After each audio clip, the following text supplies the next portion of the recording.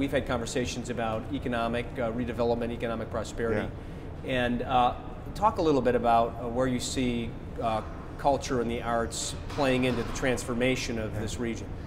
Well, I think arts and cultural organizations often are the first ones into areas that need to be revitalized, and I think here and other successful cities, that's kind of been the model. It's where the city fathers, if you will, or the big investors make the biggest difference by creating synergy. And I think we've got a great example of that up and down Woodward. Just go right now and try and find a building to buy. And so how do we expand that to other areas of the city? And how do we help to create incubators that will work off of that energy? Go to MOCAD on a Friday night and there's 700 young people listening to music, dancing, looking at art.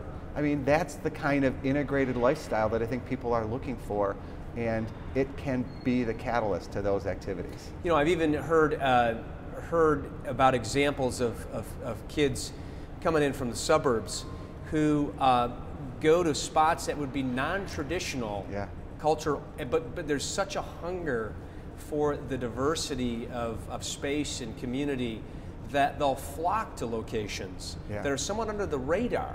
Right. And it just is an absolutely amazing phenomenon. I guess I'm probably too old to know what those spots are, but I hear those same things, and it's wonderful, and it's ever changing, and that's the real beauty of this inspiration, because it's fast moving, it's catchy. I mean, the young people and their ability to integrate into these spots are key to our success. Are just, and those are our future leaders, and I think the more we get these issues in front of them, the more they'll be top of mind. And as they become leaders and they take the next reign of leadership, we won't be fighting at the same level we are today.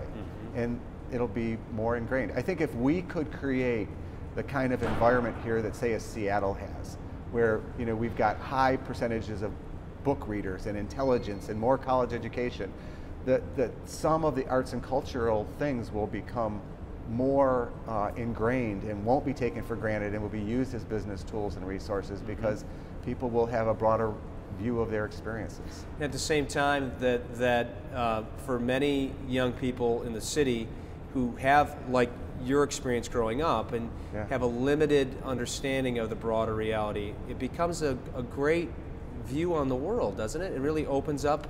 It does. It does. I mean, many of these facilities, you get a glimpse into what people are doing, and just some of the talks and stuff. I mean, the College for Creative Studies has some wonderful lecture series. They bring in some of the best speakers from around the country and around the world, and just understanding like what they're thinking and what they're exposed to create the kind of work that they do is really getting away, or going to a symphony and understanding what that's about.